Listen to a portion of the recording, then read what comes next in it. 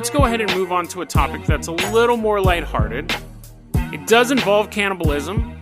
It does involve mutants, but it's still a little more lighthearted than just mass psychosis. And what we're going to be talking about right now is the story of an interesting little cryptid known as the Melon Head. So who are the Melon Heads? I just love that name, the Melon Heads. Now, it's a very evocative phrase. Bigfoot, the name tells you right there, has a big foot. Or people could think that the creature's actually a Bigfoot. There are some cryptids, the name is just perfect. Bigfoot, Shadow People, Bloody Mary, Melon Head. You go right there. The dude must have a head shaped like a melon, and you're 100% correct. But these guys are even better than that. Not only do they have big old heads, they got tiny little bodies. They got like baby bodies and big old melon head. And you think, I have this thing, I call it the Chucky conundrum, where you try to, dude, that new Chucky movie looks amazing, by the way. Oh man, that trailer looks great. But it's the Chucky conundrum. Is there a point where a killer becomes so tiny that it doesn't become threatening? Chucky's scary. Like, I've never been scared of Chucky, but the idea of Chucky's scary. The fetish doll from that old movie trilogy of terror absolutely terrified me for like decades. Very, very scary. That thing's only like a foot tall. Would you rather be chased by a cannibalistic dwarf with a baby body and a big old melon head, or an adult-sized serial? Oh, I guess they're both bad, but is it scary because it's tiny? And I think there might be a point where it's not, where it's too tiny. Maybe like microscopic Chucky wouldn't be scary, but there are a lot of people who go, Chucky doesn't scare me, I just kick him over. I think, let's get into the Melon Heads, and then we'll go more into combat strategy. The Melon Heads are a cryptid / urban legend that's mostly in the states of Connecticut, Michigan, and Ohio. It's a rural story or suburban story of these creatures. And it's interesting because we're going to look at 3 different urban legends, and some of the details are the same, some of the details are different. And that makes me think, one, there's either was based on some sort of truth, or some kids who used to live in Connecticut ended up moving to Michigan and then later told their kids in Ohio. Like, that's also going to be how it's spread. Oh, and I should say this before I get into the gruesome stories that are follow. Melonhead is also a term for a fan of the Los Angeles Rams. I found that out. We're not talking about them. They may eat people. They may have tiny baby bodies. I don't know. I don't watch sports. Connecticut. The year is 1960. You got like a fog rolling through the city. In other parts of the country, people are wearing bell-bottoms. People are protesting the Vietnam War. Did that start yet in 1960? They're protesting a war because they think something's going to happen. Everyone's just grooving. People are practicing their kung fu fighting for when they might have to start moving as fast as lightning. But in Connecticut in 1960, on a dark, stormy night, there is an asylum for the criminally insane. Bunch of inmates are trapped in there, rattling their chains. Doctors walking through the darkened halls. Man, these insane people, they're driving me nuts. Why did I take this job? But, you gotta make a living, right? And everyone's like, yeah, I gotta make a living. Lightning strikes.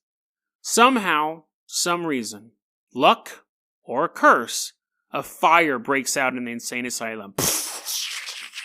Doctor's like, Actually, I don't know if he burned to death, but he doesn't get mentioned anymore. However, 10 to 20 inmates escape. Let's break out, boys. Let's go. That's what he thinks he says. He really just goes.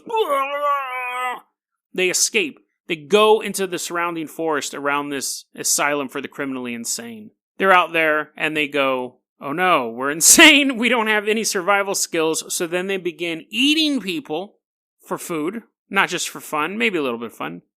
And because they're out in the middle of nowhere and they're insane and they're cannibals and Tinder doesn't exist yet, they begin to interbreed and their babies are born with hydrocephalus, and which is basically water on the brain. When you're a little baby and you get it, your skull actually gets distended and then you look like you have a melon head. You look like you have a big old head. So the idea is that they were inbreeding with each other. The crazy people were inbreeding with each other. their babies were deformed with these melon heads. And to this day, the babies are still running around, jumping out of the woods, eating people. Or the other version of the Connecticut story is there was a family from the colonial era that was accused of witchcraft, ran into the woods, started banging each other, and their babies had melon heads. That story, both stories are kind of ridiculous, but that story actually makes more sense, because that would give, you just can't bang your sister and have a mutant baby. Like, it can, but it generally tends to happen the farther, like, you bang your sister and you have a baby, and then one of you, like, bangs the baby when it grows up, and then that's the mutant. That's the mutant baby. So it's not like you would just break out of jail, inbreed with the inmate who was next to you from the insane asylum. Like, it would take a couple generations for you to start to produce mutated babies. But anyways, that's the Connecticut version of the story. Now we're going to go to Michigan. Here's the Michigan version of the story. Insane asylum. That's a common theme with this story. And I think it's because insane asylums tend to be scary, because they're basically just buildings full of crazy people. But an insane asylum, inside the Felt Mansion. Now, Felt Mansion is this giant building. It looks like Professor Xavier's School for Gifted Youngsters. It's this beautiful building. It was founded by this guy named Dorr Felt, which is kind of a dope name. Dorr Felt, successful businessman, very well known, very well liked in the area. He was an inventor, and now the only thing the Felt Mansion is associated with is melon heads. Like, all of his life's work gone into building his business, and now his house is the headquarters of cannibalistic children. So, but he was long dead. The Felt Mansion ended up turning into an insane asylum, where there was an evil doctor there this guy wasn't just walking down hallways saying how much he hated his job. He actually kind of liked his job, because it gave him an opportunity to abuse and torture the inmates. He was just having fun. He loved showing up at work. He's like, oh, dude, I can't wait to go to work. Man, I got all these new tools I'm going to use to abuse these people. Woo! His wife's like, what are you talking about? He's like, oh, nothing, honey. The doctor gets in his car. I don't know why I'm building up the backstory. The point is, the doctor works at the hospital, insane asylum. He's torturing these people. They finally get tired of being tortured. They attack him. They rip him to pieces and hide different pieces of his body all over Felt Mansion. Then the little people, they're not little yet, the insane asylum people again escape from the insane asylum and hide in a local cave system. Now, they also jump out and eat you, the melon heads. And people have said that if you break into Felt Mansion, you can see the ghosts of melon heads and see the murder of the doctor reenacted. That story's a little bizarre, because if the melon heads are running around in the forest, I don't know how their ghosts are also in the mansion. But that's the story from Michigan. Now we're going to Ohio, which was really the story that I was like, someone used to live in Connecticut and then moved to Michigan and thought, you know what, I'm moving to Ohio. I'm going to add my own spin. I'm going to give the melon head story a dark reimagining. We're in Ohio. We're specifically in the Cleveland suburb of Kirtland. Kirtland. If anyone's from Kirtland, I'm sure they know about this. And this is why I think this story was crafted by someone who is a connoisseur of the melon head legend. In the suburb of Kirtland, there is a mansion, an insane asylum, but it was like a hidden insane asylum. It's like it was a normal house in the basement. This guy kept these prisoners, right? Now, his name was Dr. Crow, but he went by another name. He went by the name Dr. Melonhead. So I don't know if his name was like James Melonhead, and that was like his family's name. He comes from a long line of Melonheads, and that's how they got the name Melonhead. But again, that's what I'm saying. It's almost like a gritty reboot. Like, they had to explain, this is his Han Solo, how Han Solo got his name. This is that of urban legends. This is how the Melonheads got their name, because they are actually the byproduct of Dr. Melonhead. So, Dr. Melonhead worked with kids with hydrocephalus. So he was basically saying, I will take care of your baby. Oh, your baby has water on the brain and their skull's all big. I will take care of them. And the parents are like, well, thank you, because we can't. And you're a doctor. Thank you, Dr. Melonhead. And he's like, Yes, Dr. Melonhead, MD. Anyways, so Dr. Melonhead goes to work, but what he does is he doesn't treat the baby. This is urban legend. I'm not making this up. Dr. Melonhead does not treat the babies. He instead wonders what would happen if I inject more liquid into their brain. So he begins to inject fluid into these babies' brains, making their heads even more melon-like. Here, I'm not a scientist, but if a child is suffering from a horrible disfigurement, I don't think the answer is, the question should not be, I wonder what will happen if I make them more disfigured. Because you know the answer to that. They will become more disfigured. But apparently Dr. Melonhead really was a fan of water on the brain. He began injecting these kids, these babies, with more liquid. If I was 6 years old and I heard the story of Bloody Mary, which I did, totally terrified me. If I was 6 years old and my older brother tried telling me this version of the Melonhead story, I would probably have become a skeptic on the spot, because this story is just so ridiculous. He injects them with more liquid. Eventually, though, these mutated Melonheads, these even more melony than their brothers in Connecticut and Michigan, these are the super Melonheads, they also end up killing the doctor. But these Melonheads, again, gritty reboot, they run into the forests. They'll scamper off. Big Melonheads bouncing along. These ones are also cannibals, but that's not good enough for Ohio. Cannibalism is so Michigan. These ones specifically enjoy the taste of babies. So, you know, like, you put your baby down. Hush, little baby, don't say a word. Mama's gonna buy you a mockingbird. If that mockingbird don't sing. And from the closet, you see like a pair of yellow eyes. The mom's swaddling the baby, whatever that word means. Wraps it up in a blanket, I think that's what it means. Kisses the baby on the head, leaves the room. Closet door slowly pushed open. It doesn't use its hand, it just slowly leans its head forward. The melon head pushes against the door. Luckily, the doorknob is loose because a gang stalker was in there, so moves silently out of the closet towards the baby's crib.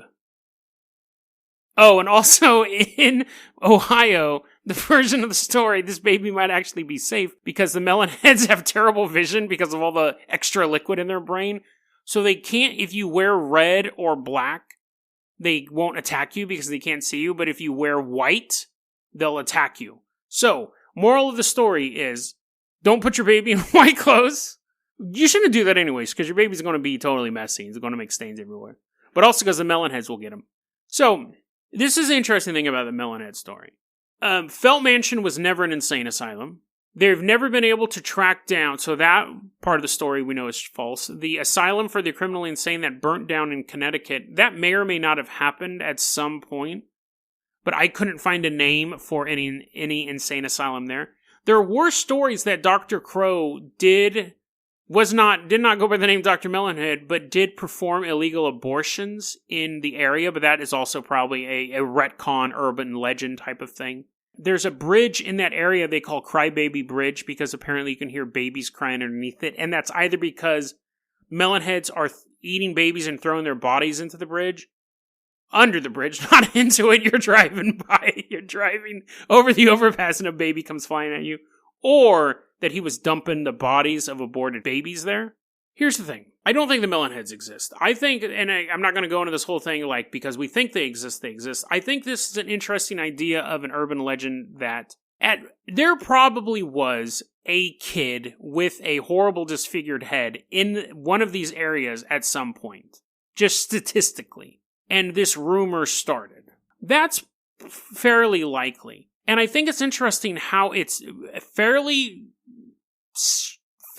in this geographical region. You don't have stories about Melonheads in California. You don't have stories about Melonheads in New York. Well, you do have them in California. They're the Los Angeles Ram fans, but it's not like Bloody Mary where it's a universal urban legend. The Melonheads is really restricted to these areas. These areas are one of the creepiest areas really in America because it's the suburbs bordered by forests is generally where these creatures exist. They're areas that are fairly well traveled, but not civilized. And I think growing up, that's always a scary thing because you have a perfectly manicured neighborhood, or maybe even just like a trailer park. But then you have a place where you're totally familiar with all the sights and the sounds and the people there. And then bordering that is a forest full of creatures and wonder and mystery and darkness and weird noise that you don't understand. And I think that's why urban legends like this are so catchy. It's this idea of the familiar butting up against the unfamiliar and the alien. So if in an environment like that, added with someone telling you once that they went to school with someone with a melon head, Dr. Melonhead, they knew him in elementary school, these stories get mixed up. And again, I think it's most likely that kids from one state made up the story or heard of the story from their uncles or whatever. And when they began moving or changing high schools and things like that, the story spread. It changed because you had a new group of people to entertain, but the key component stayed. Tiny little cannibals with melon heads is really the key component in it. But that all being said of where I think the melon head legend came from, we can go even farther back, a couple states away.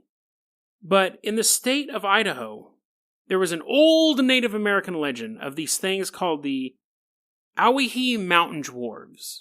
The Owyhee Mountains is a physical place, but there is an old legend of these 2 feet tall creatures that specifically fed on children. Is it possible that a subset of a creature like that, of a cryptid like that, still exists today?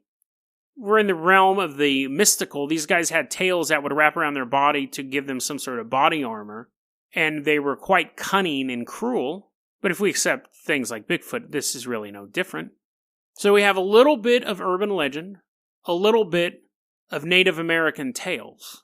Literally. That pun wasn't intended, but where is the truth in that? Were these stories just completely made up by a drunk uncle one night? Was there really a Dr. Melonhead who was performing obscene experiments on the bodies of babies? Was there a race of cannibalistic dwarves that once prowled the mountainsides and spilled out and moved into other parts of the country? Who knows? Who knows? But if you do have a child, make sure you check the closet and look under the bed. Make sure the window's locked before you kiss them goodnight and shut the light off tonight. That was a clip from our daily podcast, Dead Rabbit Radio. Dead Rabbit Radio is available anywhere that you listen to podcasts. It's daily paranormal, conspiracy, and true crime news. If you want to hear the full episode that this clip came from, check the link below. Please like and subscribe. And hit that little bell, too. That does some magical stuff. Thanks, guys.